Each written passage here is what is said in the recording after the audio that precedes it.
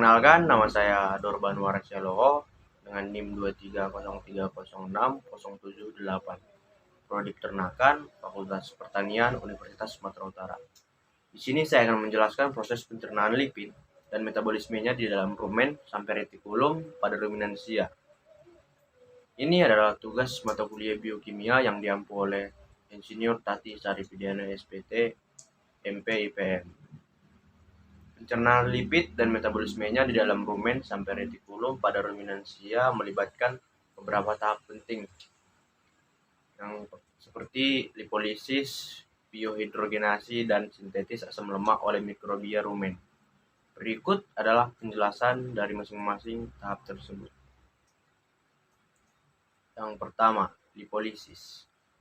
Lipolisis adalah proses pemecahan lipid atau lemak menjadi komponen-komponen dasar mereka, yaitu asam lemak bebas dan gliserol.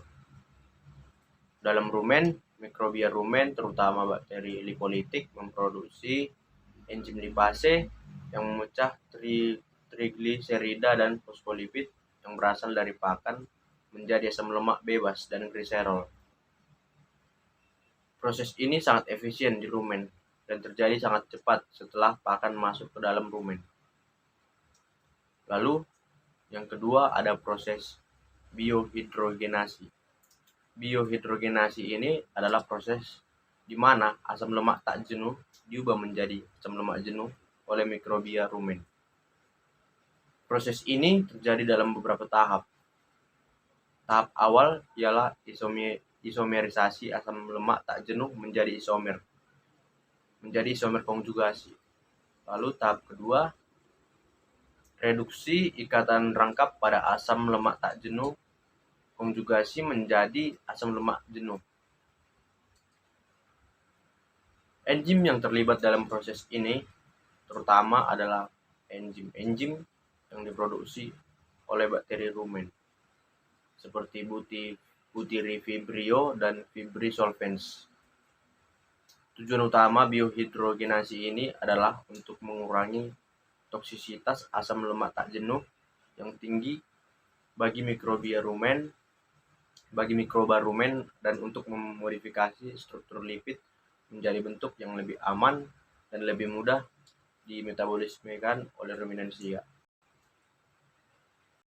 Proses yang ketiga atau sistem asam lemak mikrobia rumen.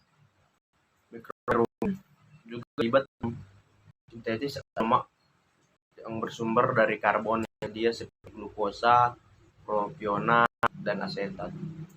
Proses ini melibatkan beberapa langkah biokimia yang memungkinkan beberapa bakteri rumen untuk mensintetis asam lemak rantai panjang yang dapat digunakan oleh inangnya atau ruminansia untuk berbagai keperluan metabolisme. Mekanisme sintetis atau substrat utama. Asetat dan butirat yang dihasilkan dari fermentasi karbohidrat dalam rumen sering digunakan sebagai bahan baku untuk sintetis asam lemak. Lalu, konversi substrat. Mikroba rumen mengonversi asetat dan butirat menjadi asam lemak rantai panjang melalui proses biosintetis yang melibatkan enzim-enzim tertentu. Lalu ada penggunaan asam lemak. Asam lemak yang disintetis ini dapat dimanfaatkan oleh inangnya atau ruminansia sebagai keperluan seperti penyimpanan energi, pembentukan membran sel, dan produksi hormon. Setelah semua itu, kesimpulannya adalah dalam sistem pencernaan ruminansia, pencernaan lipid melibatkan serangkaian proses yang dimulai dengan lipolisis oleh mikroba rumen, diikuti dengan biohidrogenasi asam lemak tak jenuh menjadi asam lemak jenuh, dan diakhiri dengan sintetis asam lemak oleh mikroba rumen. Proses-proses ini memastikan bahwa lipid dalam pakan dapat dimanfaatkan secara efisien oleh hewan untuk keperluan energi dan pertumbuhan. Terima kasih.